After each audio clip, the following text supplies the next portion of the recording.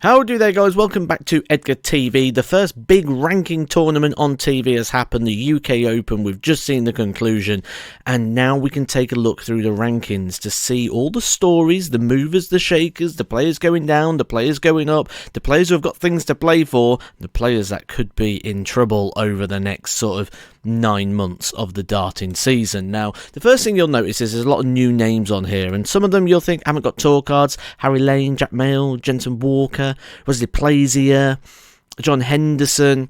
The reason they're on the ranking list is, and they'll be on it for a year.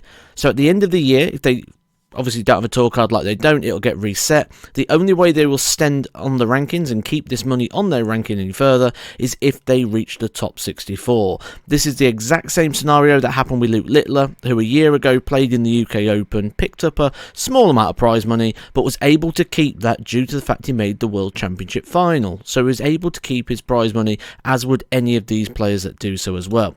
You'll see some people here on 1 year cards, some on 2 year cards, a lot needing quite a lot to do in regards to keeping that tour card, which is the world's top 64, currently cut-off point Ian White. But the first big talking point here is Mervyn King.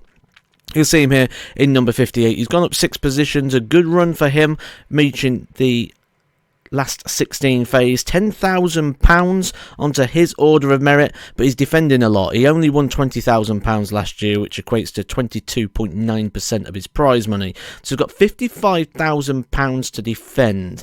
At the moment, has 32,750 currently covered in regards to for the tour card race. So he's going to need to reach the World Championship, the Players' Championship finals. That should probably be enough. Maybe a win at the World Championship as well will hopefully get him to keep his tour card. But he is in trouble this year for sure.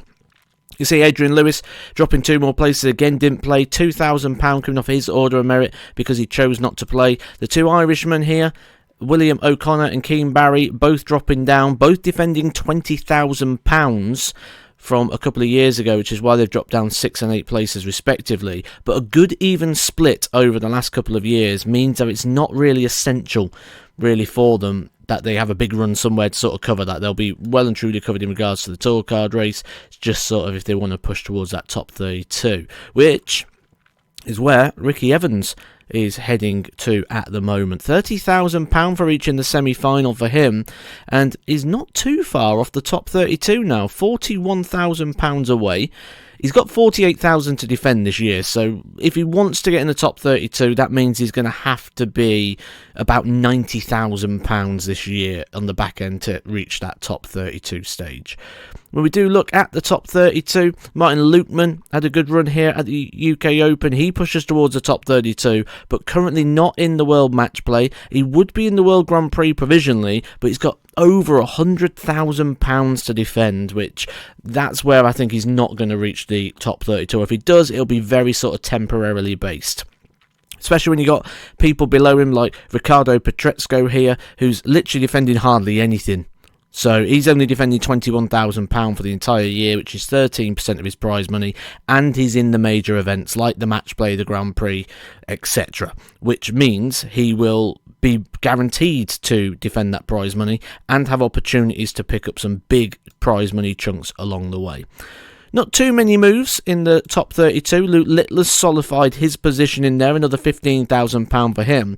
The story for him is how far can he go in the future. So with Luke Littler, he's £140,000 off the top 16, but he's currently in the Players' Championship finals, the Grand Slam, the Worlds. He's got a couple of European tours.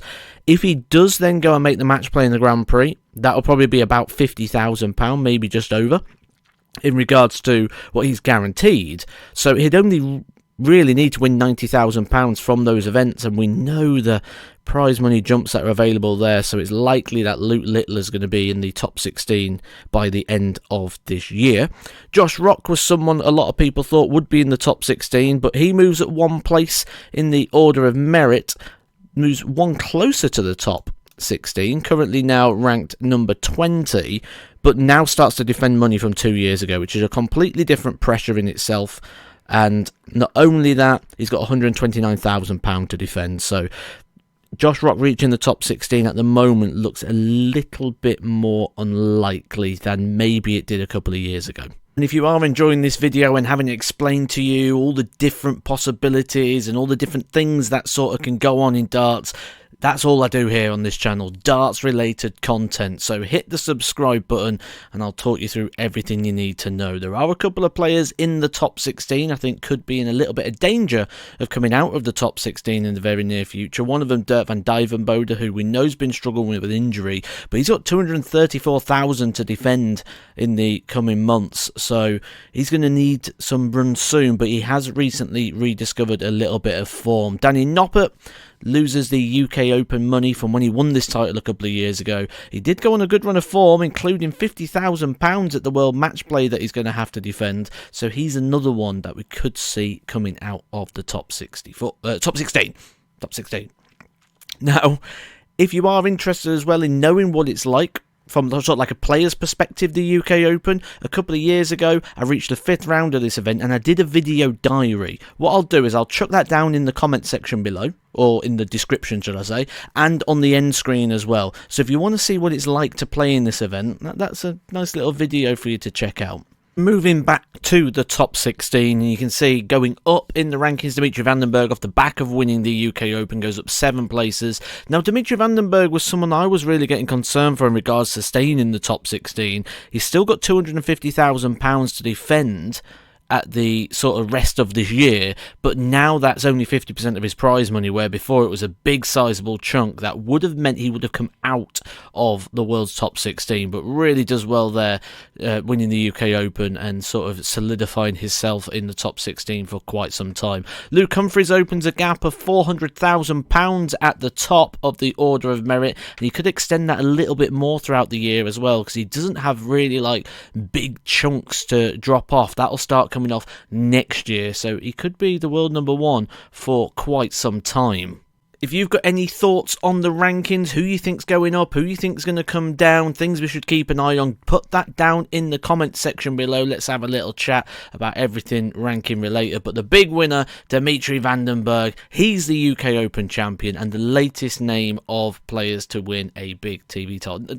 He's done it before. He won the World Match Play, but this one's slightly different in the fact that this was in front of an audience, where when he won the World Match Play, it was during COVID and sort of behind closed doors. So a big breakthrough as well here for Dimitri Van den Bergh. So if you have enjoyed this video, please do pop a like on it. Don't forget, in the comment section, description, and on the end screen is a nice little vlog you might like regarding the UK Open. Hit the subscribe. I'll catch you soon for some more Edgar TV.